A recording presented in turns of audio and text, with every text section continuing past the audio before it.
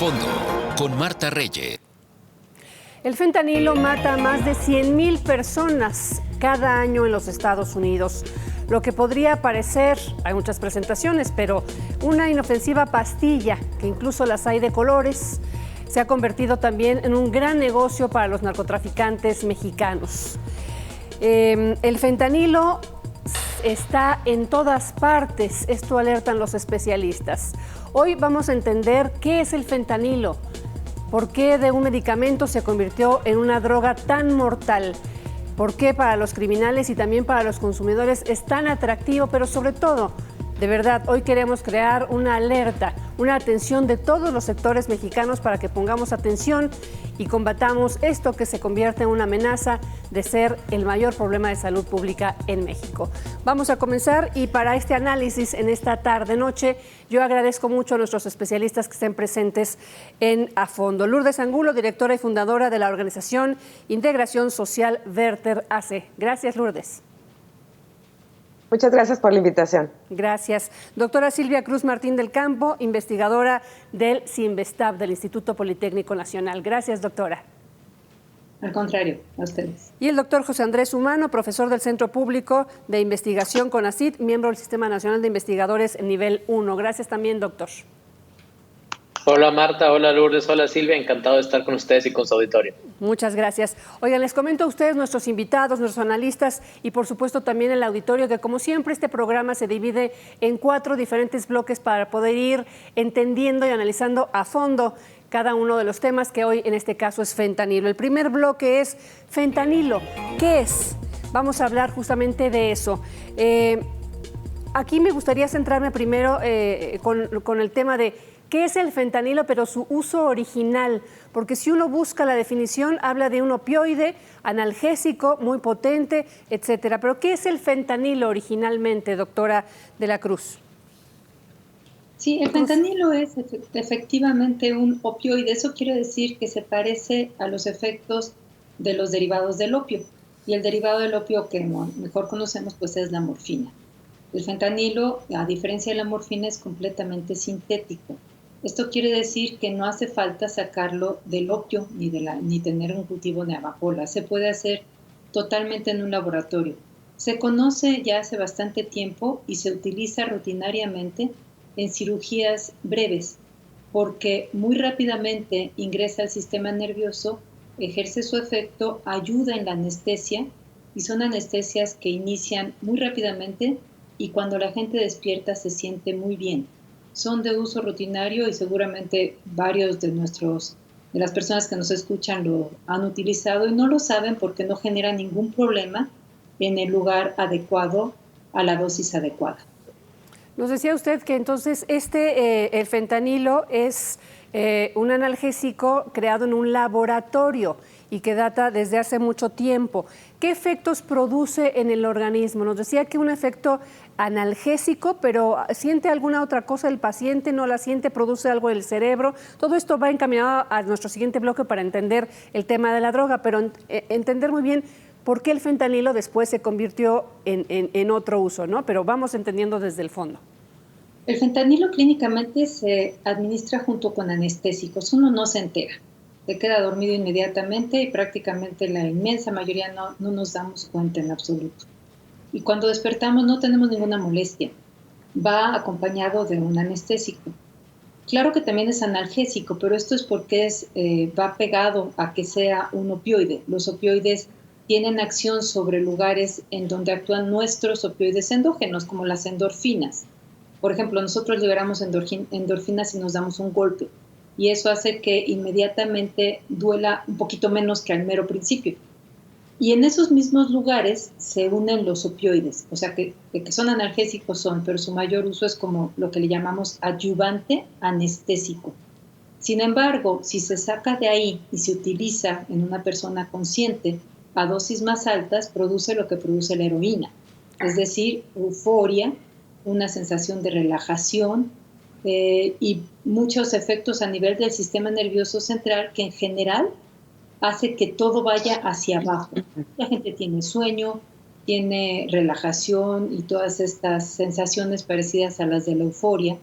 nada más que se necesita una cantidad mucho menor. Y esto es porque es, como ahí dice, más fuerte. Pero hay que entender aquí a qué nos referimos con fuerte cuando hablamos de farmacología. En realidad su efecto como analgésico y como euforizante sería muy parecido al de la heroína. Decimos que es más bien más potente y a eso nos referimos que se necesita una cantidad 100 veces menor. Más chiquita. Aquí más o menos estamos entendiendo el camino de por qué se convirtió en una droga y prácticamente entraríamos pues muy rápido a nuestro segundo bloque, que es justamente de analgésico a droga tan mortal. Ese es el título de nuestro segundo bloque. Y uno piensa, por ejemplo, en la heroína, que también se utilizaba, ustedes me corregirán si no, como un analgésico, un tema médico. Y se descubrió o a alguien se le ocurrió utilizarlo en otros momentos y entonces se convirtió ahora en una de las drogas más mortíferas también en el mundo. Me imagino que en el fentanilo sucedió algo parecido. No sé si nos pudiera contestar el doctor Andrés Humano, ¿cómo se comenzó a utilizar de forma como un narcótico el fentanilo? Claro, con gusto, Marta. Estados Unidos ha tenido históricamente un consumo problemático de heroína. Aunado a lo anterior, a veces un poco por negligencia de la industria farmacéutica y también un tema con los médicos que en ocasiones recetaron de manera laxa muchos de estos opioides, pues se empezó a crear una adicción a este tipo de productos. Hoy en Estados Unidos el fentanilo sobre todo ha tenido mucho auge precisamente como un sustituto de la heroína, ¿no? Al crimen organizado le empieza a interesar mucho el tema del fentanilo, por lo que ya mencionaba la doctora Silvia. Uno, que no está sujeto a grandes ciclos agrícolas, que no está sujeto a los tiempos de los ciclos agrícolas. Dos, que es mucho más sencilla su producción. Produces en un laboratorio, no necesitas estas grandes extensiones de tierra. Y de ahí empieza precisamente a traerse primero el fentanilo de China, que le llamaban el famoso China White. Y luego empieza, conforme aumentan restricciones y demás, pues hoy ya se traen los precursores desde Asia, puede ser India, China, se cocinan en México, o el fentanilo se cocina en México y ya se distribuye. Muy bien. Doctor, en los Estados Unidos. Vamos a hablar ampliamente del negocio de los cárteles del crimen organizado con el fentanilo en el siguiente bloque.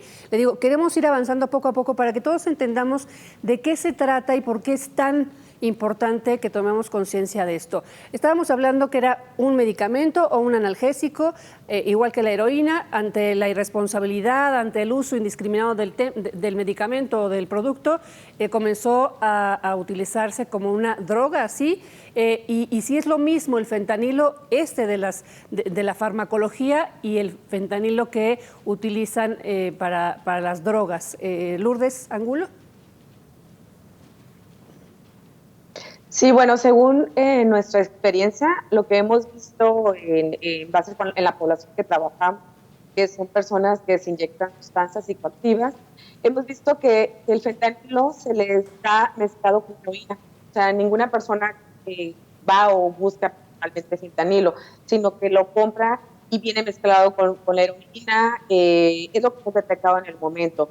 Tal vez en unos otros países, como Estados Unidos y Canadá, ya viene contaminado o mezclado con otras sustancias como la metanfetamina, la marihuana se ha encontrado. Aquí en la frontera norte, como parte de las organizaciones que estamos haciendo análisis de sustancias o detección de fentanilo, solamente la hemos encontrado en la heroína.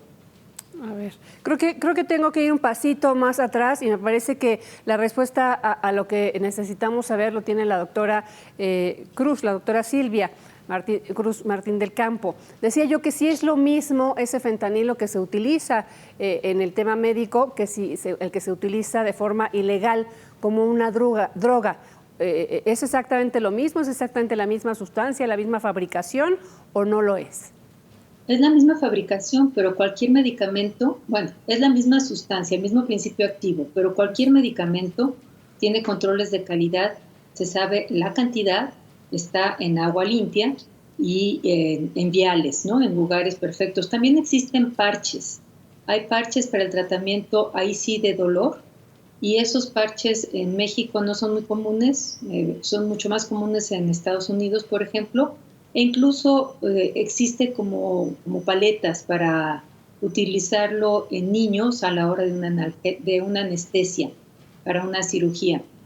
Los parches, tal cual, y el fentanilo, digamos, de la calidad clínica, pues sí se pueden desviar, pero no es lo común y no es el problema que nos estamos enfrentando ahorita. Nos estamos encontrando fentanilo hecho sin control de calidad en el laboratorio y que además se corta. El mismo fentanilo le ponen sustancias y además el fentanilo va para ser agente de corte y adulterante de otras sustancias.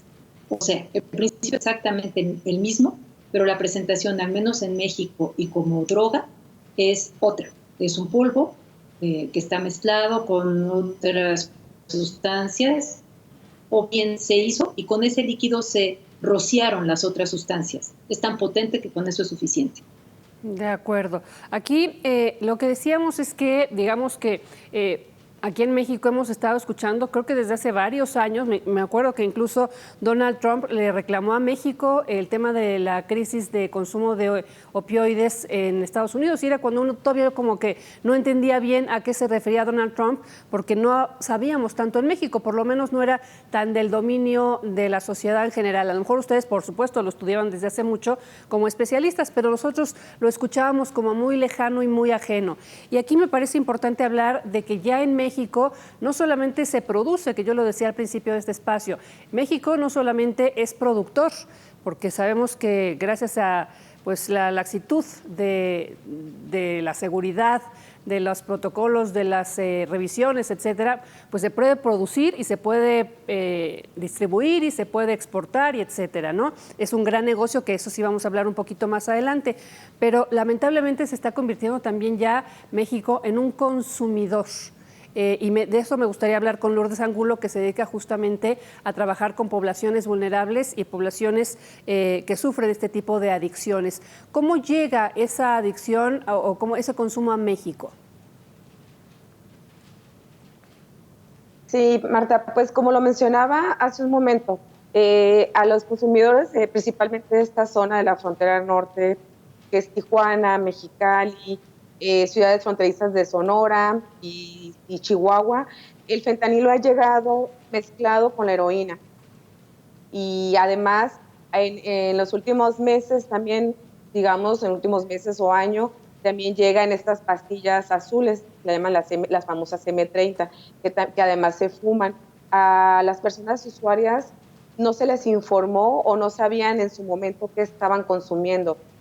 Pensaban que estaban consumiendo heroína y sin embargo la sustancia era mucho más potente, empezaron a haber mayor número de sobredosis, la población empezó a tener sobredosis fatales, cuando no son atendidas, muchas sobredosis fatales, y entonces es cuando se empieza a ver, bueno, ¿qué está pasando? Es probable que aquí ya también haya fentanilo. Algunas organizaciones y grupos iniciamos a hacer análisis de la sustancia y empezamos a detectar que había fentanilo en la heroína. O sea, cuando una persona consume determinada droga, los síntomas o los signos de haber consumido esa droga son diferentes de otra o es lo mismo en una sobredosis. ¿Cómo funciona este tema? No sé si, doctora Cruz, ahorita doctor Sumano, pero la doctora Cruz, por favor. Adelante. Sí, los síntomas, la sobredosis es diferente para los diferentes tipos de drogas. En el caso particular de los opioides, como les decía, el opioide quita el dolor y todas estas cosas que decíamos porque tiene un efecto hacia la baja en el sistema nervioso. Pero lo que hacen es que las neuronas, el sistema nervioso funciona menos. Y unas de las neuronas que desafortunadamente funcionan menos son las que regulan la respiración. Nosotros respiramos automáticamente porque nuestro organismo sensa la cantidad de dióxido de carbono. Y esas neuronas están inhibidas, están como dormidas. Entonces las personas no no respiran en automático y se mueren por sobredosis por dejar de respirar. Esa es la muerte típica de los opioides, muy diferente a lo que puede pasar, por ejemplo, con cocaína, que la sobredosis es por estimulación y se pueden morir por infarto. No se parecen, sí son fáciles de distinguir y esa es una de las circunstancias interesantes precisamente. Claro, que ayudan a que se pueda actuar en consecuencia de eso. Aquí algo importantísimo, yo leía que 2 miligramos son suficientes para matar, no recuerdo el dato, pero si a una persona, pero hablaban de determinada cantidad muy chiquita que podía matar a 500,000 personas. Estamos hablando de algo sumamente peligroso en manos del crimen. 1 kilo de fentanilo puro es suficiente para producir sobredosis en 500,000 de personas. De eso estamos hablando. Y que esto justamente nos lleva a entender no solo la letalidad que se está dando en Estados Unidos, hablaba yo al principio de más de 100,000 personas cada año. Es brutal lo que produce. Si pensamos, por ejemplo, las Torres Gemelas, me parece que fueron más de alrededor de unos 3,000 muertos. Entonces, hablar de 100,000 es que es una tragedia mayúscula en la Unión Americana y que se está dando en México. Leía yo, y no sé si ustedes me puedan corregir, que el consumo también comenzó justamente por el tema de la gente que cruza a Estados Unidos y es deportada, etcétera. Entonces, ya trae de alguna forma pues este tipo de prácticas, por decirlo de alguna forma. ¿Qué produce esto que nos decía, la posibilidad de matar a 500,000 personas? En el tema del negocio del crimen organizado, ¿por qué es tan atractivo? ¿Por qué el crimen organizado, nos lo explicaba un poquito, doctor Sumano, que se produce de una forma mucho más sencilla que aquellas drogas que vienen de plantas, por los ciclos agrícolas, por la necesidad de una tierra fértil, de gente que la riegue, etcétera? ¿Tenemos idea de cómo el crimen organizado comienza a trabajar esto, sobre todo el crimen organizado mexicano, que es el principal exportador hacia la Unión Americana? Claro, bueno, el fentanilo se vuelve muy atractivo precisamente, primero, por el hecho de que no requiere grandes plantaciones de tierra, segundo, porque no está sujeto a ciclos agrícolas y en ese sentido fácilmente puede elaborarse en un laboratorio. Y esto baja mucho los costos y los riesgos también para los grupos criminales de decomisos. Y en ese sentido también se vuelve mucho más rentable económicamente para ellos. La organización criminal en México que empieza a introducir el tema del fentanilo fue el Cártel Jalisco Nueva Generación, que en su momento pues lo traía de China y lo distribuía hacia Estados Unidos. Y luego poco a poco empezaron ya también a instalar laboratorios para cocinarlo en México. Y de esa manera ya nada más traían los precursores, aquí tenían los laboratorios en los cuales lo cocinan y luego ya distribuirlo hacia los Estados Unidos, particularmente a través de 2 vías, ¿no? Podríamos hablar que el epicentro de la crisis del fentanilo es la frontera Tijuana-San Diego. Si nos vamos a las cifras de las autoridades norteamericanas, el 60% de los decomisos de fentanilo lo realizan precisamente en la frontera Tijuana-San Diego, y luego tenemos otro 20% en la frontera de Sonora con Arizona. Entonces, es por esto que se vuelve tan atractivo para ellos, es menos costoso, menos riesgoso. Por supuesto, es difícil de cocinar y eso hace que las dosis sean muy difíciles, que sean exactas, y los riesgos que eso tiene, pero bueno, para ellos es muy conveniente el mezclarlo con otras sustancias, como en este caso puede ser la heroína o algunas metanfetaminas, ¿no? ¿Por qué? Bueno, porque les baja costos a ellos y aparte, como bien comentaba la doctora Silvia, dado que es tan potente, con muy poco puedes hacer una gran cantidad de producto. Y entonces en ese sentido para ellos te van a vender un producto como heroína, le mezclan un poco de fentanilo y pueden hacer muchísimo más producto a un menor costo, ¿no? Entonces sí está en el interés del crimen organizado precisamente el empezar a introducir más este tipo de productos, y lo han venido, en el caso mexicano, en el tema de narcomenudeo, más en la frontera, en Ciudad Juárez, en Tijuana, lo han ido introduciendo cada vez más precisamente disfrazado, ¿no? a través de, mezclado con otros productos, y te lo venden como si fuera en su momento heroína, ¿no? Aquí me gustaría darle la palabra a Lourdes Angulo, que justamente trabaja en esas zonas que está mencionando, doctor, como zonas de gran uso, gran riesgo y gran tráfico del fentanilo. Un poquito entender qué hace Verter y AC y cuál es la experiencia con el fentanilo que ustedes están detectando y el riesgo, sobre todo la alerta para la población. Sí, bueno, Verter somos una organización que trabajamos, entre otras acciones de salud, la reducción de riesgos y daños para personas que consumen sustancias psicoactivas. Esta metodología de reducción de daños centra a la persona en la atención, ¿no? Buscando hablar desde sus derechos que tiene una persona consumidora de sustancias y que debe verse como un tema de salud público y de salud pública. Buscamos reducir estos riesgos ofreciendo productos y servicios para parafernalia de inyección, ¿no? Para el consumo, para reducir riesgos de transmisión de VIH, por ejemplo, hepatitis, por el uso compartido de jeringas, buscar hacer el análisis de las sustancias para poder decirle a las personas consumidoras qué están consumiendo, que esto es parte de sus derechos, saber qué están consumiendo y en base a esto puedan tomar decisiones. El problema de las sustancias contaminadas es parte de la criminalización, ¿no? Al no haber una regulación de las drogas, no sabemos las personas consumidoras qué estamos consumiendo, ¿no? Además, la organización también hacemos distribución de naloxona, el antídoto que se utiliza para revertir la sobredosis. Con esto buscamos reducir el número de muertes por sobredosis.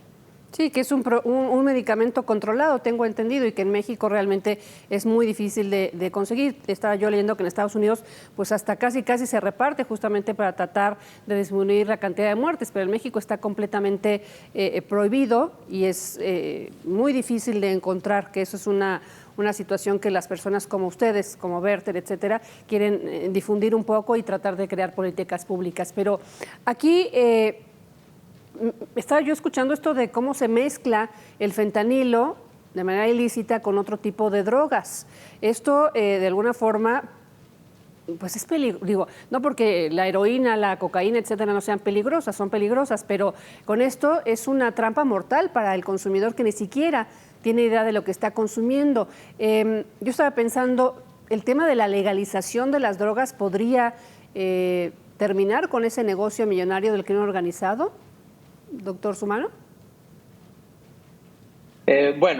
Como bien mencionas, buena parte del riesgo con el tema del fentanilo y una de las principales razones que hoy en Estados Unidos el 70% de las muertes por sobredosis tienen que ver con fentanilo, es que precisamente muchas veces la gente no sabe qué está consumiendo. Y entonces, al no saber qué está consumiendo, no busca este tipo de cuestiones como el tener disponible cerca naloxona, ¿no?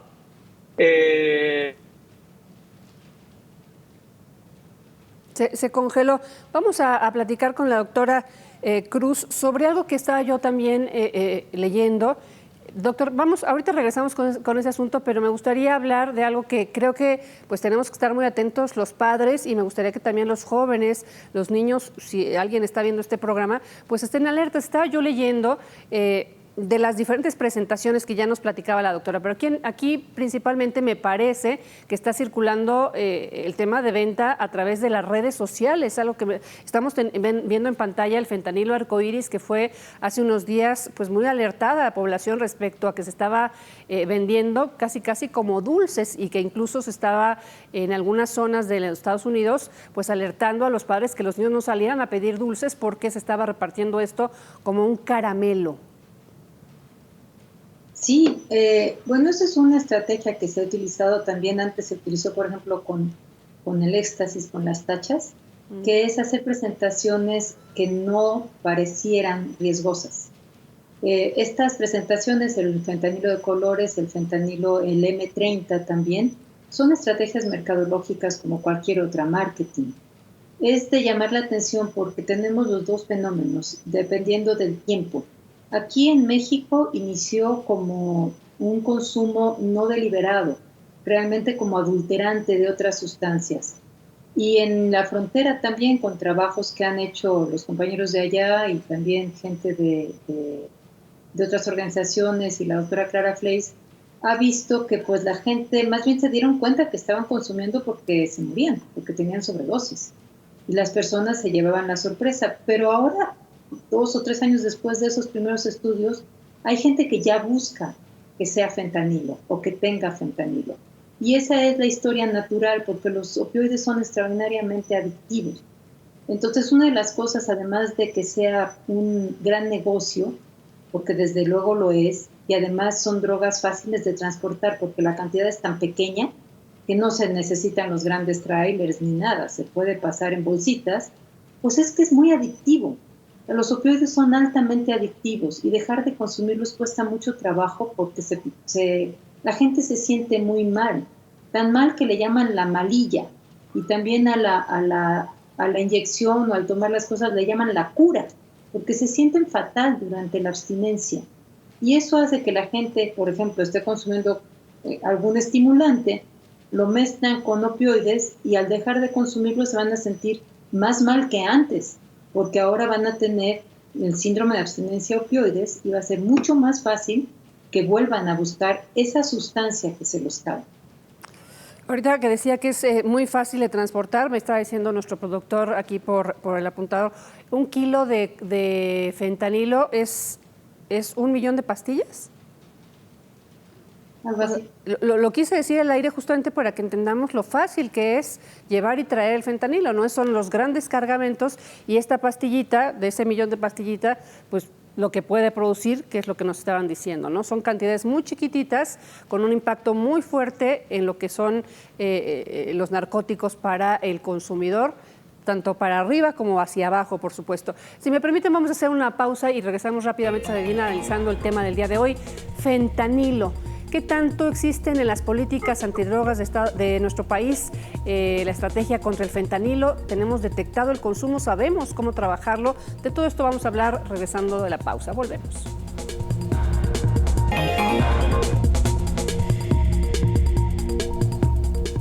Estamos de regreso en A Fondo y estamos hablando del fentanilo.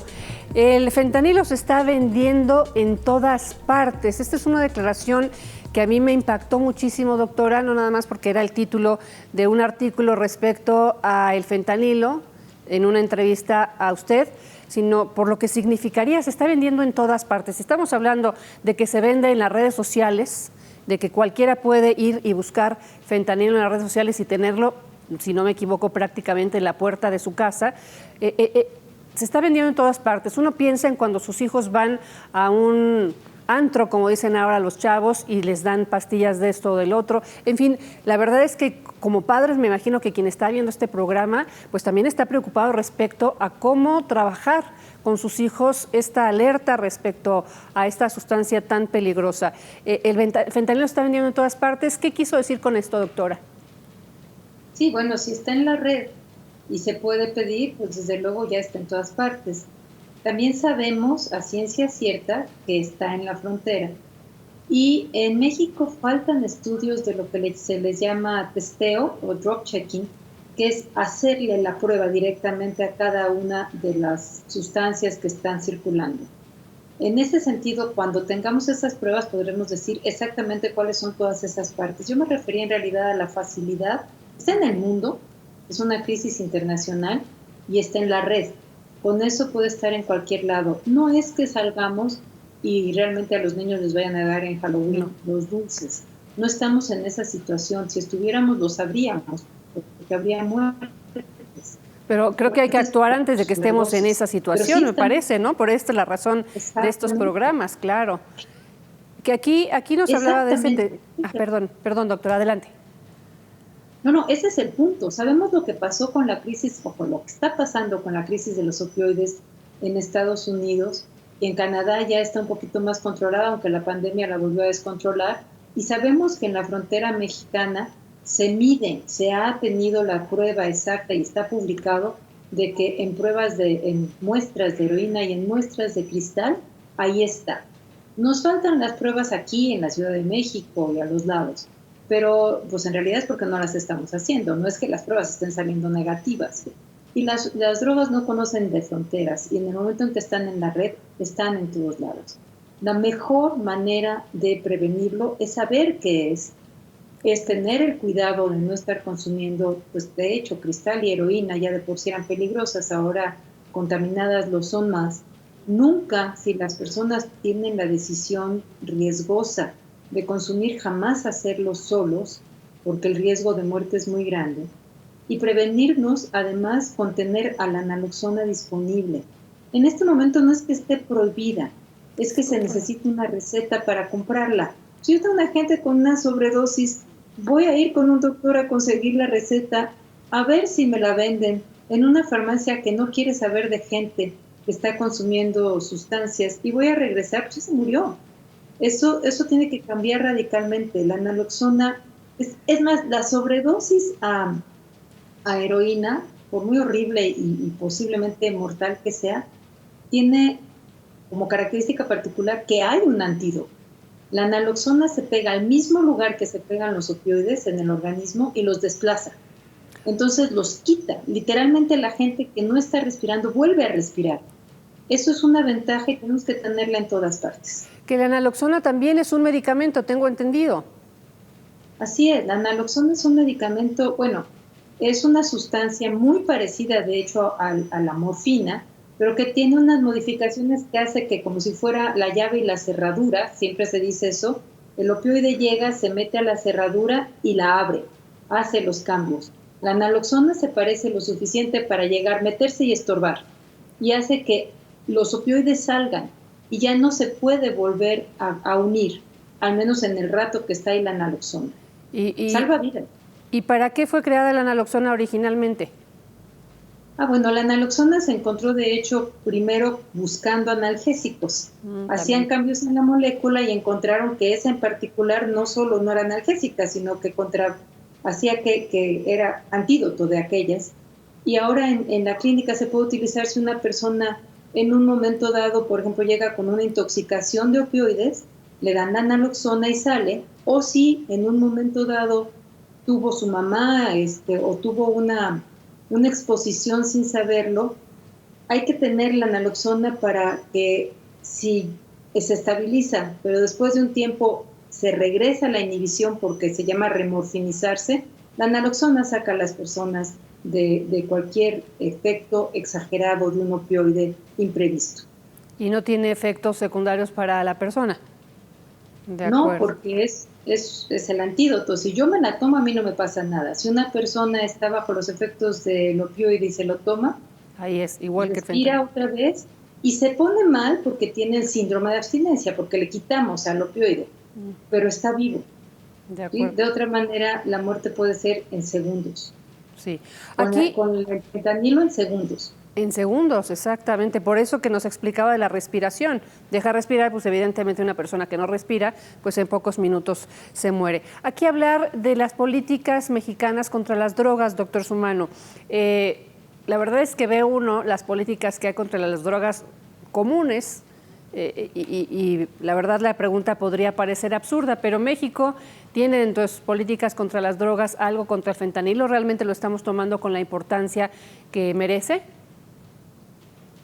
La verdad es que este gobierno había preferido ignorar el tema.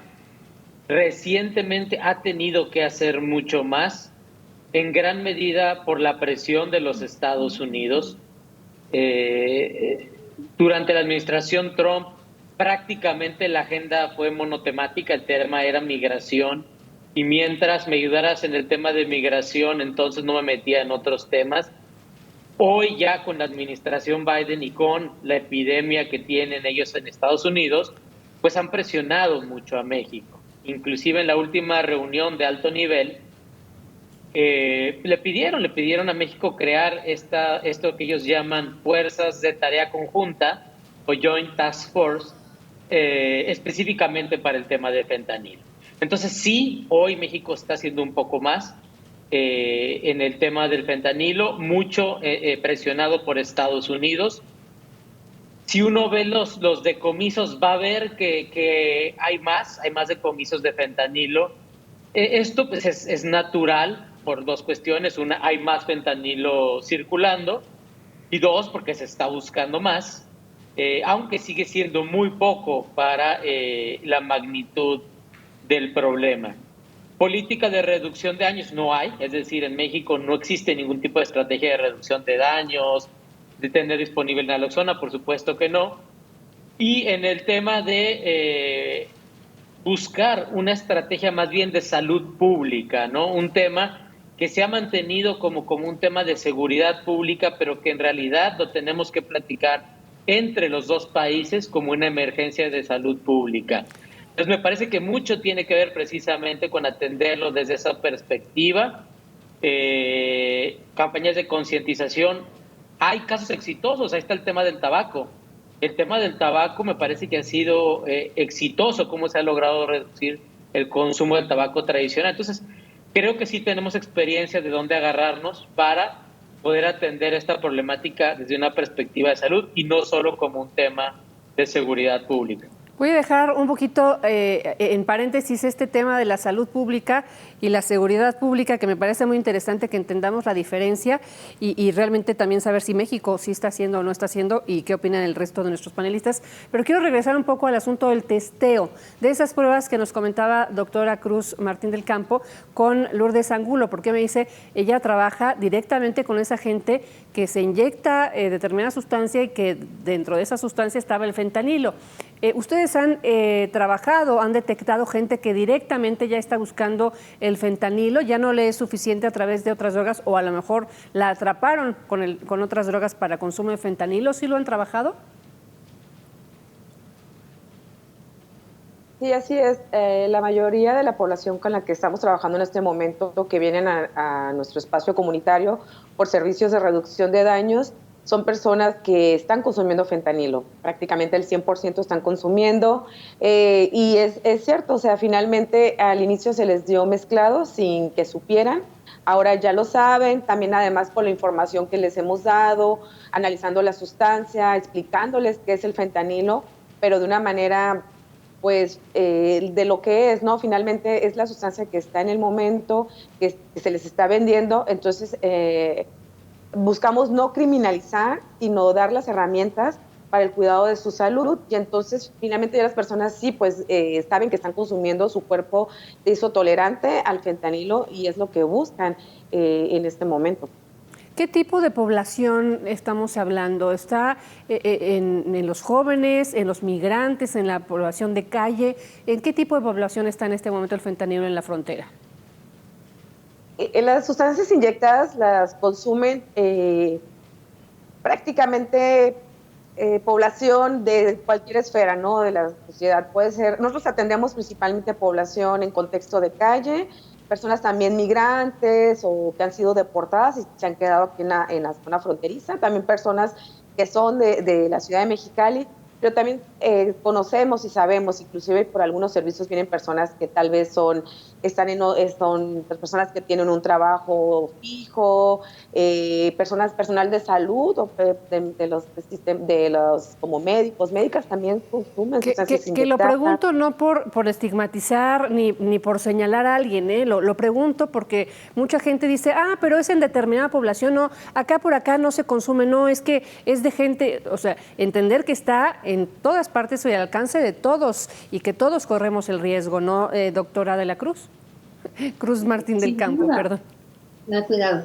Sin duda, sin duda. Esa es una situación que a mí me preocupa mucho siempre, porque si la gente cree que le pasa a otros y esos otros los considera muy diferentes a sí mismo, pone poca atención. Eso. En primera, la idea de otro alienar, ¿no? Hacerlos ajenos. Y desafortunadamente sí empieza este problema, o aquí en México empezó este problema afectando a personas que de por sí ya tenían un problema serio y que sus condiciones de vida son pues de grandes escaseces o de muchos problemas, y es fácil estigmatizarlos y decir, bueno, pues es que si se inyectan heroína, pues les puede tocar cualquier cosa. Así no funciona. La gente, en primera, cada persona tiene derecho y una persona es mucho más que una conducta. Por eso ya ni siquiera se debe decir que una persona es adicta, ¿no? Es decir, es un adicto, tiene una adicción, pero es una persona en toda la dimensión de la palabra. Y eso es lo primero. Lo segundo es tener en cuenta que no hay tal cosa como el circunscribir. Es casi como pensar que el SIDA se iba a quedar en una población que tenía mayores conductas de riesgo. Y luego son los niños de mujeres que nunca tuvieron una segunda pareja. Igualito, estas cosas, por eso hablamos de epidemias. Se van y al ratito pues pueden estar en cualquier otra sustancia y experimentadores, no muchachos que viven en condiciones de calle y que se inyectan drogas, sino experimentadores, se pueden topar con la sustancia y tener una sobredosis o bueno, un muy mal rato. Sí, por supuesto. La situación es dar información y considerar que todas las vidas son igualmente valiosas y que no vamos a detener esto si no nos ponemos rápido las pilas. ¿Cómo nos podemos poner rápido las pilas, doctora? Bueno, lo primero es este tipo de información. Toda la gente debe saber qué es el fentanilo. Lo segundo es saber que está circulando. Bueno, no estoy hablando en orden cronológico, estoy enumerando nada más. Es urgente tener las pruebas de testeo. Existen unas tiritas, unos cassettes, como los de COVID, que son realmente muy sencillos de utilizar, en donde pone uno una muestra, un poquitito de la sustancia disuelta en una cantidad determinada de agua, y pone una rayita, y si sale una rayita es positivo, es al revés que el COVID, una rayita es positivo y dos son negativos. Eso, si lo tuviéramos generalizado, pues puede uno decir, está circulando el fentanilo aquí, ahorita. Entonces, tengan mucho cuidado. Luego, tener la naloxona disponible y además, una cosa que me parece muy importante, se tiene que saber que cualquier persona que llegue a un servicio de emergencia con cualquier dificultad, que se sienta en peligro, no asumir que no lo consumió, porque por eso murieron las personas en Argentina, porque llegan a los servicios de emergencia y dicen, consumieron cocaína.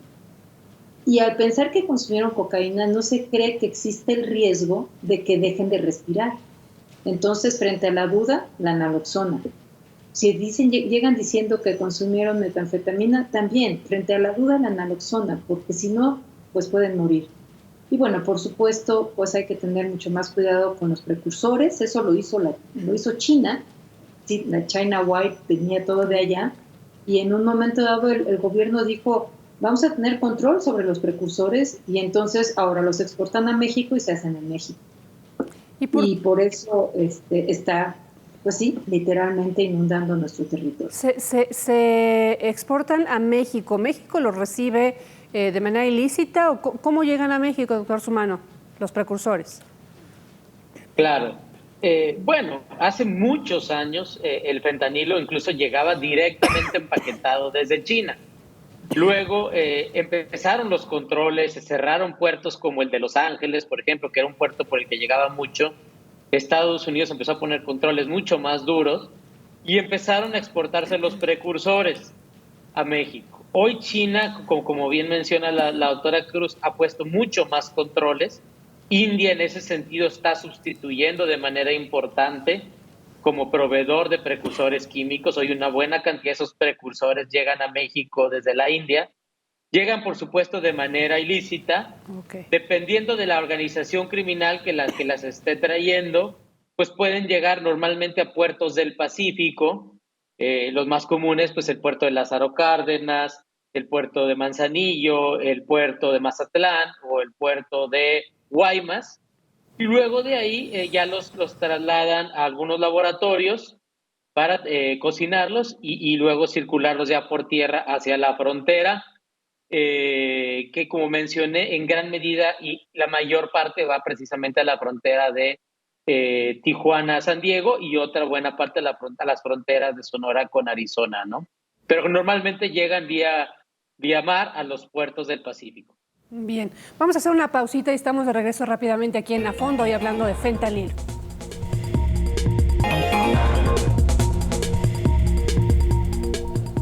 Ya estamos de vuelta prácticamente en la recta final de este espacio. Tendremos alrededor de 7-8 minutos para ir cerrando nuestro tema solamente entender un poco el tema del negocio del crimen organizado. Decíamos que por las características de producción del fentanilo, pues evidentemente es más ventajoso que los plantíos de marihuana y de algunas otras drogas que provienen de plantas.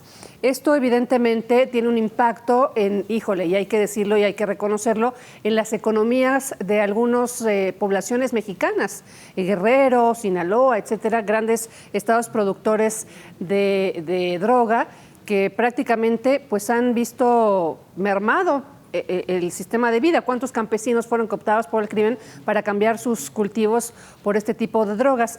¿Tenemos alguna radiografía de esto, doctor Sumano? Claro, bueno, particularmente durante la pandemia se vio una crisis importante en las sierras donde se dedican a sembrar amapola, ¿no? Efectivamente, conforme ha ido creciendo el consumo de fentanilo y el auge de fentanilo, el crimen organizado ha ido disminuyendo su demanda de amapola, ¿no? Y eso ocasionó que bajaran los precios, ¿no?, que le pagan el crimen organizado a los productores, así como la cantidad de amapola que consumen.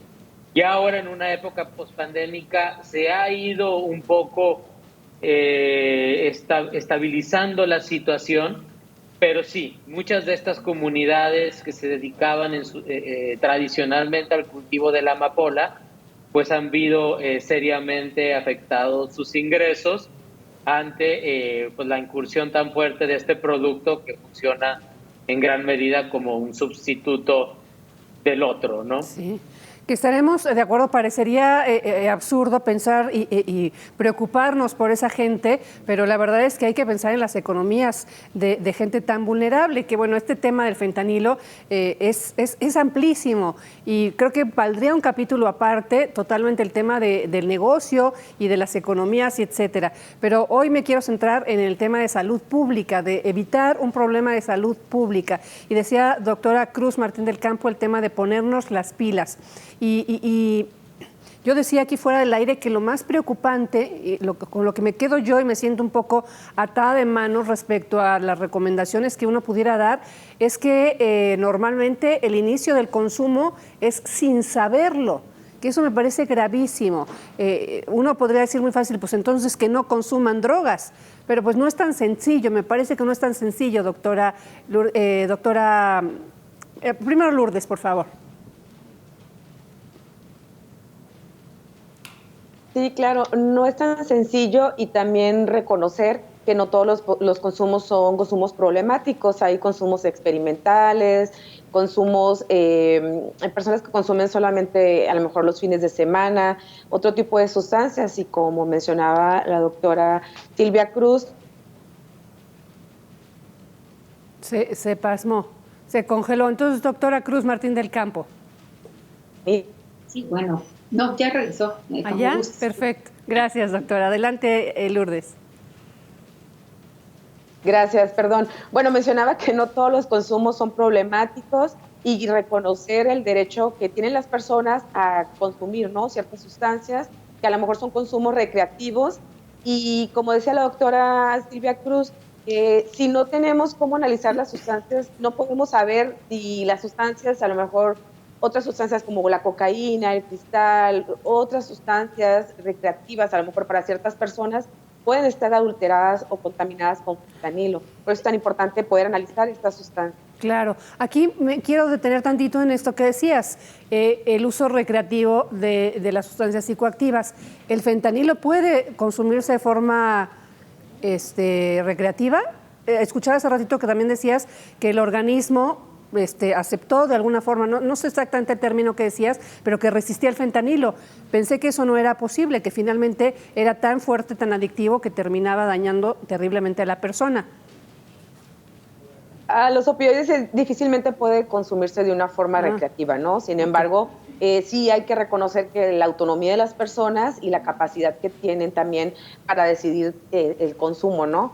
En el caso de los opioides es complicado porque es muy adictivo, pero bueno, podemos hablar de otras sustancias que pudieran estar adulteradas o contaminadas también con fentanilo, claro, y no estarnos dando cuenta. Ahí radica una rayita totalmente delicada, ¿no? O sea, tienen derecho a consumir las personas y eso es lo que decimos, no criminalizar a la persona que tiene una adicción, pero la línea es delgadititita, doctora Cruz Martín del Campo. Sí, una cosa muy importante es que cada que hablemos de sustancias psicoactivas, nadie está hablando a menores de edad, ¿eh? Esta parte es fundamental, porque a veces hablamos pensando en que, bueno, el respeto, el derecho a las personas y lo que sea, esto lo oye un jovencito de 15 años y dice yo, y no estamos haciendo nuestro papel de adultos, de que es protegerlos. Claro. Y desde luego mi mensaje sí es que este es de los tiempos más poco seguros para el consumo experimental. Pero bueno, nadie a veces está pidiendo nuestra opinión. Va a haber gente que consuma. Y la gente que consume opioides es, desde mi punto de vista, extraordinariamente difícil que lo mantenga en un tiempo, sobre todo fentanilo, controlado. Es muy fácil que se vaya, las dosis nunca son precisas y además se desarrolla tolerancia, entonces se aumenta más. ¿Qué debemos de hacer aquí? Ofrecerles tratamiento. Okay. Las personas que consumen opioides, decirles, deja de consumir, mira, eso te va a matar, no nos van a hacer ningún caso, porque dejar de consumir es muy difícil y el síndrome de abstinencia es muy feo. Pero sí hay tratamiento asistido con medicamentos, con metadona y con buprenorfina, que hay que ofrecerlo para que las personas que tienen la dependencia y quieran salir puedan hacerlo y mantener control sobre su vida. Esa parte me parecería muy importante. Yo creo que tanto el cristal como la heroína y el fentanilo son sustancias muy traicioneras y que están con una rayita muy cercana a daños orgánicos profundos. Y esto, pues la mejor forma de que la gente los evite es sabiendo cuáles son sus riesgos antes de empezar a consumir. Sí, sería lo ideal. El doctor Sumano hablaba hace un momento del tema de dejarlo de ver como un tema de seguridad pública y verlo como de salud pública. Y también hablaba en su artículo en el Colegio de la Frontera Norte sobre el tema de cambiar y no verlo de una forma punitiva, que es un poquito lo que estamos hablando en este segmento, que es una línea también bastante complicada de separar. Claro, bueno, en gran medida la estrategia, mucho empujado por un falso dilema, ha sido el perseguir la oferta, ¿no? ¿Y a qué me refiero? Estados Unidos culpa a México de que lo inunda de drogas, en concreto ahora de fentanilo, y México culpa a Estados Unidos de que nos inundan de armas, ¿no? Y esto sirve a los gobiernos para crear narrativas en las cuales no asuman ninguna responsabilidad de lo que está sucediendo, sino yo la traslado al otro, ¿no? Mi problema de violencia en México, no, eso es culpa de las armas que nos mandan de Estados Unidos. Mi problema de sobredosis y adicciones en Estados Unidos, esa no es mi responsabilidad, eso es culpa de los mexicanos que me mandan toda esa droga, ¿no? Entonces tenemos que romper esas narrativas y asumir la responsabilidad que nos toca en el sentido de que perseguir la oferta va a ser muy difícil. Y esta estrategia de estar descabezando carteles no ha funcionado, que crea una pulverización con un monstruo de 1000 cabezas donde atrapas a uno y salen 10. Entonces, una solución realmente integral pues pasa por reducir la demanda de este tipo de productos. Para hacerlo, pues requerimos de una campaña de salud muy importante que incluya, por supuesto, mucha información, mucha concientización, acompañado, por supuesto, de tratamientos disponibles para las personas que ya lo hacen. Ya sabes lo del tema de la naloxona, de espacios seguros. Claro. Entonces tú tienes que caminar en las dos vías: concientización, prevención y, por otro lado, tratamiento para quienes ya están en el problema. Sí. Y eso me parece incluso más importante que perseguir capos. Claro, me parece que aquí como conclusión, pues informarnos, no dejar pasar los temas de lado. Tenemos muchos años viendo la crisis de opioides en Estados Unidos y lo hemos visto como un problema ajeno, pero empezar a pensar en esto e informarnos como un tema que ya está en nuestro país y que está en las manos de todos, no convertirlo en un problema de salud pública. Yo les agradezco mucho a los tres su participación y les deseo muy buena tarde-noche. Amable, muchas gracias. Gracias. También a ustedes, nuestro auditorio, por su atención. Muchas gracias. Y dejamos este espacio a Joely Ramírez, Mega Noticias.